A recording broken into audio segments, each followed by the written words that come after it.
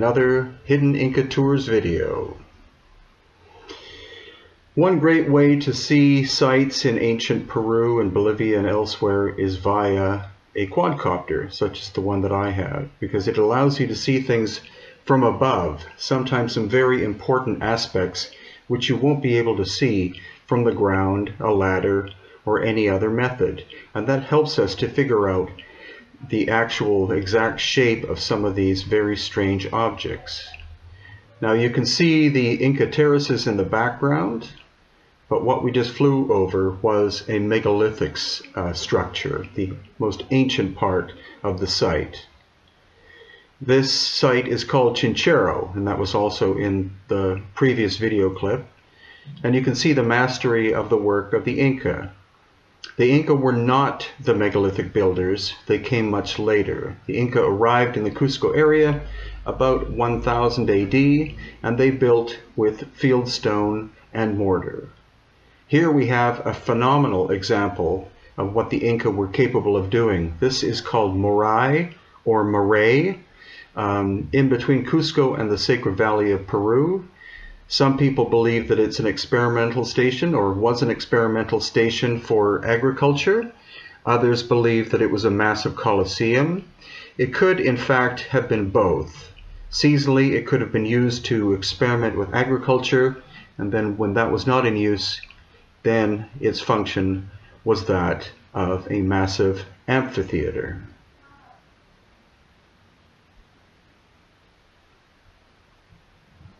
Then we have Ollantaytambo in the Sacred Valley of Peru.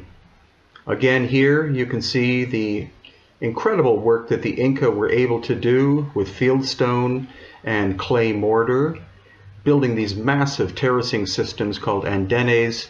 Some of these andenes are 10 to 12 feet tall, and you can see the majesty of their construction. However, where you find an Inca site, you almost always also find a megalithic aspect, and that is what we're looking at here. The so-called Sun Temple, which is part of Ollantaytambo, but is thousands of years older than the Inca. The Inca, in fact, discovered this and other sites. And near Lake Titicaca, we have Tiwanaku, the famous Gate of the Sun, one solid piece of stone, not made by the Tiwanaku people themselves, but someone else thousands of years before. And by being able to fly over top of it, you see that originally there were stones that interlocked into the top of this thing. So it was not an independent gate, it was part of a complex. And nearby, the very beguiling site called Puma Punku, which, as you can see, is in complete ruins. Now, it's not simply the fact that this site was abandoned 1,000 years ago by the Tiwanaku people, but since that time it's been used as a quarry by the local people who came after the Tiwanaku, as well as the Spanish, and even up until the 20th century. But you can see the obvious megalithic aspects of this. The precision of the stone cutting is possibly comparable with that we can do in the 21st century. It is not the work of a primitive group of people or a tribal people who had Bronze Age technology. Clearly, this site was also hit by a massive cataclysm of some kind, and the remains themselves, though scant, are still very worthy of investigation. And here you can see the famous H blocks of Puma Punku, of which 8 remain. Then we have what's called the Gate of the Sun, about an hour's drive south of Cusco. You can see the Inca work on the left, and then the megalithic work in the foreground. The Inca work is on top of the megalithic work, so clearly the Inca discovered this ancient megalithic site and then built on top of it. And thanks to the Pachacutec quadcopter, we get a beautiful view of the megalithic on the right and the Inca on the left. Then we have Silustani, which is near Lake Titicaca. These towers are called chulpa. They have been identified by archaeologists as being funeral towers, but likely they were created as energetic structures thousands of years before they were recycled and then used as funeral towers. The damage present in this site again displays that they were the victim of a massive catastrophic damage probably thousands of years ago, and the damage could have been done at the same time as the damage we see at Ollantaytambo and Sacsayhuaman and other sites in Peru. As well, another site called Cutimbo, where we have square chulpa towers. Once again, megalithic. We don't know where this stone came from. It's not local. It was brought in from a great distance, quite possibly, and that's what we find at many of the megalithic sites. The stone is not local, but was brought in sometimes from 50 kilometers or more away. Very different from the way the Inca constructed, because they used local stone. This is an Inca construction on the island of the Moon in Lake Titicaca. Again, you see field stone and mortar. And then one of the strangest sites, again near Lake Titicaca, this is called Amarumuru or Aramumuru. Literally no one knows who made it or when or what its function was. And finally, we have a site of the Inca inland from Paracas, Peru, and this is called Colorado, or the Temple of Colorado. And this was an Inca construction. Clearly, again, you see the clay and the stone.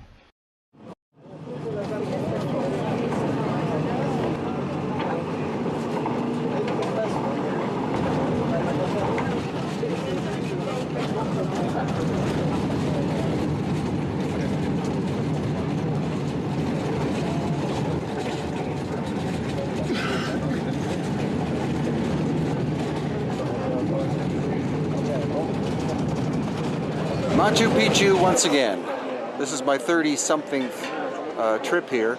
The difference is I'm going to try as much as possible to keep my mouth shut and listen to the 3 local guides we have.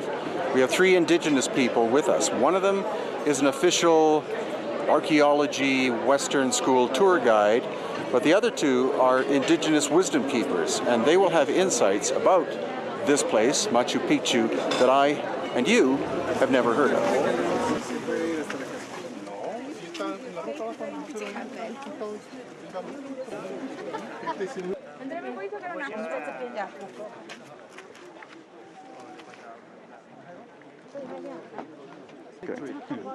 Ya, la montaña Putucusi es una montaña sagrada. Es el altar importante. Okay. It was a sacred mountain, and this was the main altar. That's what is Putucusi, this mountain. Okay.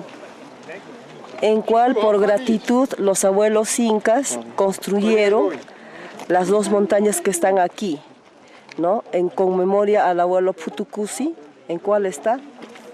Mati Chumpi. Mati Chumpi. Maki Chumpi. Mati Chumpi. Mati Chumpi. Exacto, se llama Frente Dorada y Chumpi Faja Dorada. Okay.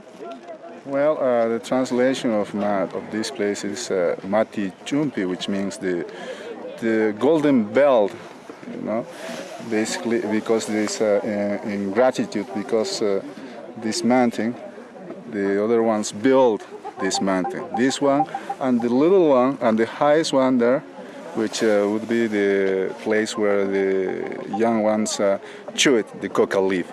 That's what is the translation. Okay. To chew the coca leaf for... Yes.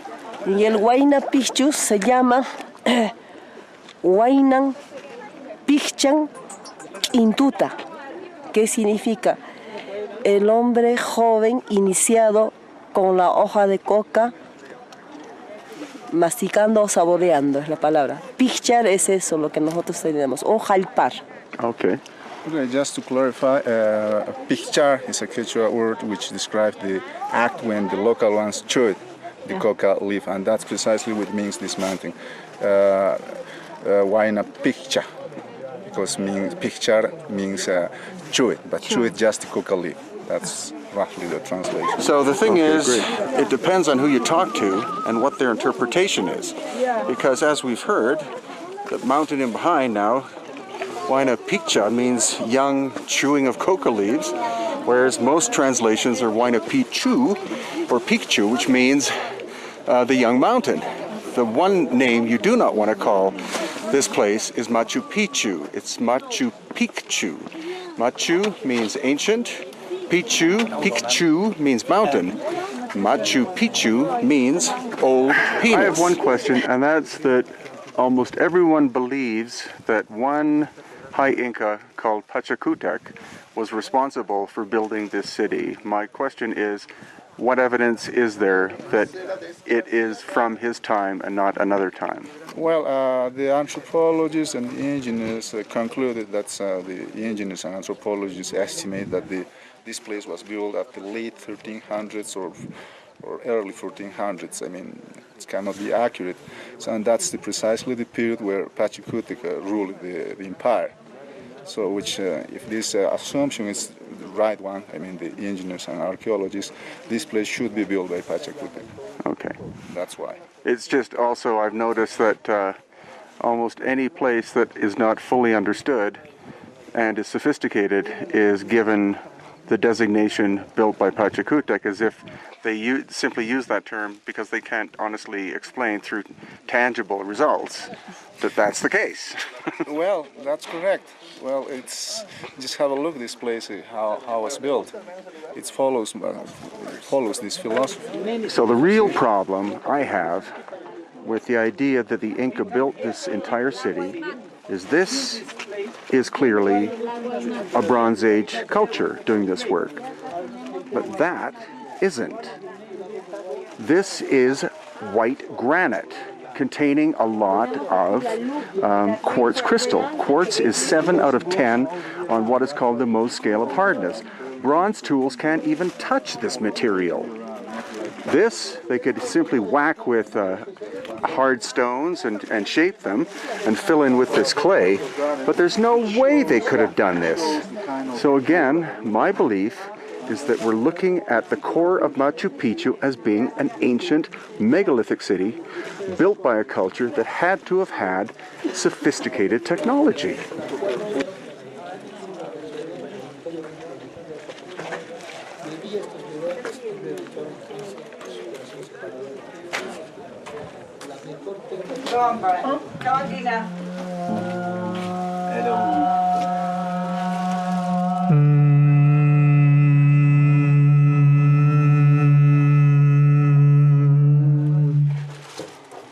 So that vibration that you heard inside that little room was on purpose.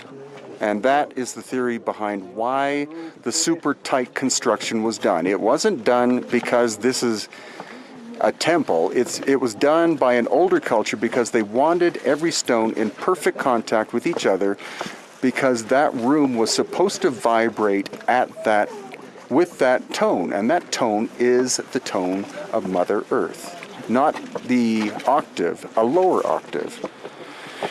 So that's why the core of Machu Picchu, I and others believe, was found by the Inca, possibly the great ruler Pachacutec, and he had the capability, because he was the high ruler and had so many people that obviously were working for him, that he said, build me a city around that central core. No archaeologist I know of will agree with that, but no archaeologist I know of has brought engineers and stonemasons and geologists, like I and others have done here, to look at it. And they simply say the Inca could not have built possibly 5% of Machu Picchu. They built the rest of it, but not the central core. There's something very enigmatic going on here. I'm not sure, but it was because the commercial, the beer commercial, the local commercial. So the crane is the one with ship. That's what matters.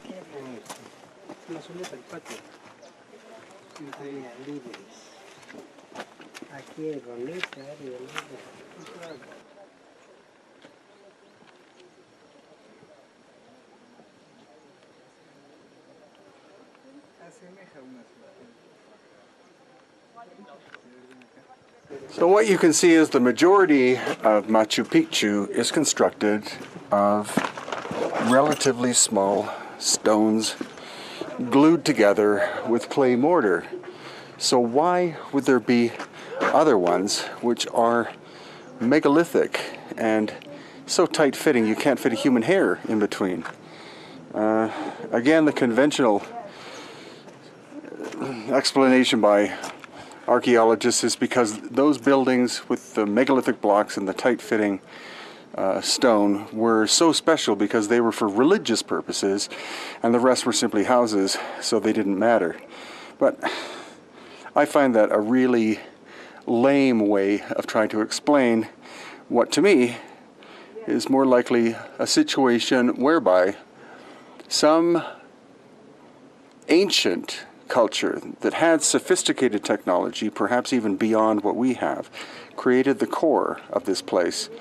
Then the Inca found it, and then they built the city around it because they saw the impressive nature of what the ancient ones. And also, if the Inca were so good at construction in terms of being able to do the megalithic work, then why are the staircases so awful? Again, most of Machu Picchu has not been reconstructed. It's been left the way it was found in 1911 in order to save it as almost like a time capsule. And the megalithic work is so tight-fitting that in some cases you can't fit a human hair in between. Whereas here you see this Inca work it's okay kind of construction in the front, but they even filled in the center as a faster way of building than having the whole thing made out of stone. The only reason we can see this is because of the damage over time. It's the result of maybe many earthquakes and just natural wear and tear since the city was abandoned about 500 years ago. And Machu Picchu is such, or Picchu, sorry, is such a labyrinth of rooms and staircases. There is no way that in the amount of time that the average tourist sees this, for example, 3 hours, that they will ever get an appreciation of how complicated this place is. Hundreds of rooms and passageways and terracing and possibly secret chambers, as Wilco is about to show us.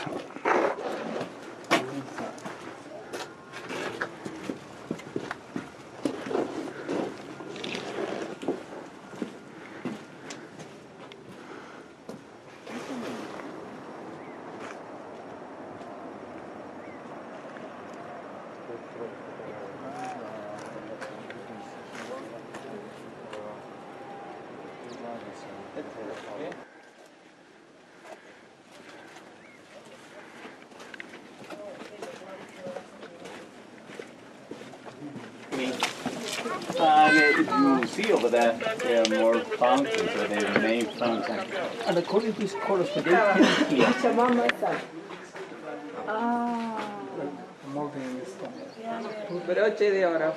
So this is the Pachamama, Brian, temple of Pachamama. Yeah. Yeah, cute.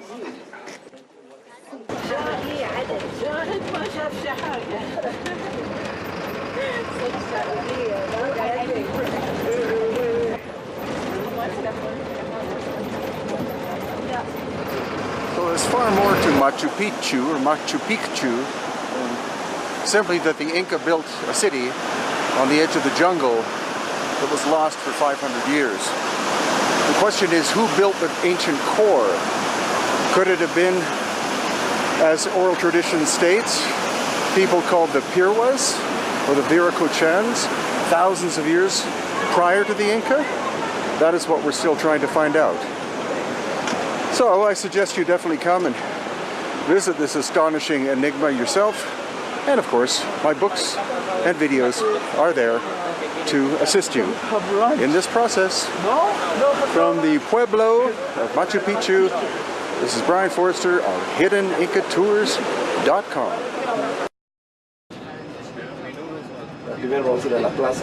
So these are the famous H blocks at Puma, Punku. And contrary to popular belief, they are not the same size.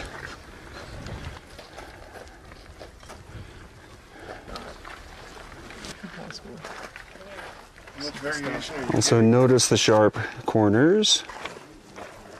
And yet this one appears to be unfinished. And the interior of the H blocks are dovetails. They're not 90 degrees. Here's the question. Are we able to, with our technology today, to recreate these? You could, but it would be very expensive. Okay. And this is as flat as you can get.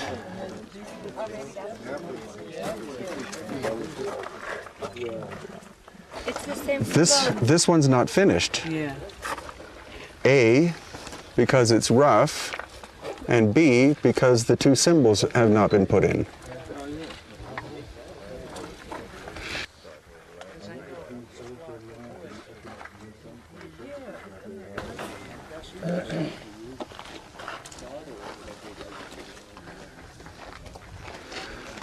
So the difference between the distance here and there, going all the way down, has been measured to be accurate within 1/10,000th of an inch.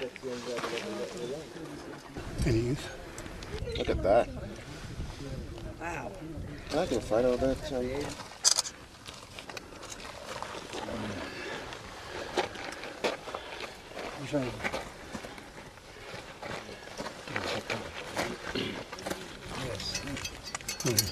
Oh, me right down there? Yeah.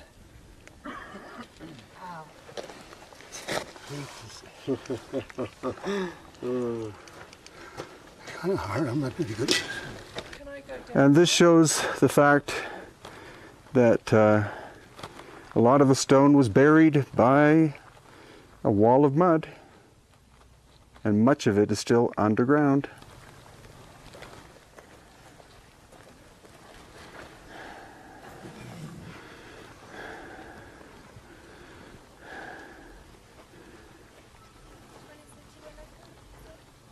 Oh, down here? No, in the bag. Sorry.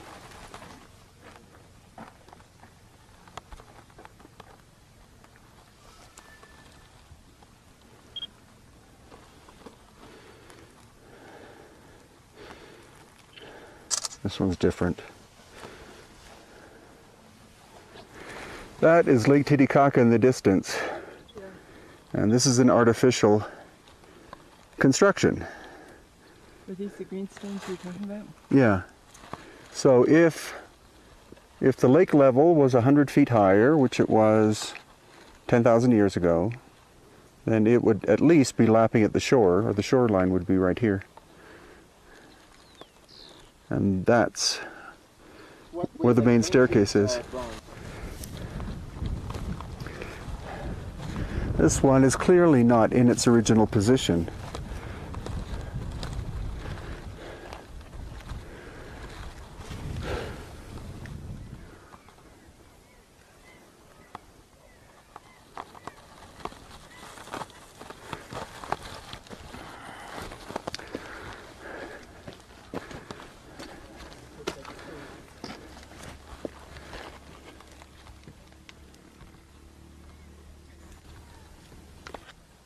Oh, you can still see the residue of the bronze.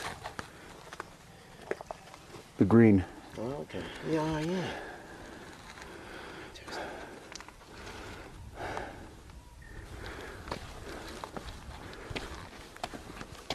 Oh, wow, this one's a good one. But Hugh, your opinion, would you think that this would be simply a drainage channel for rain?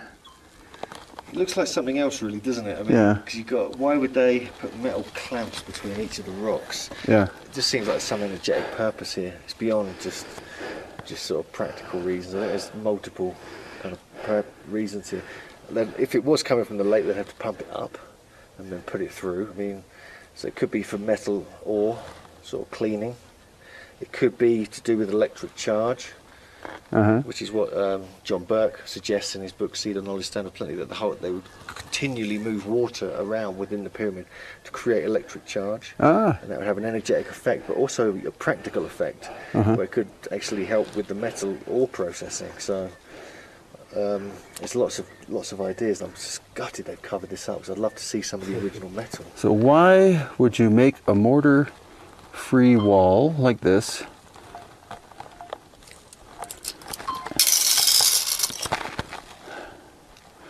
and have each stone different in terms of length?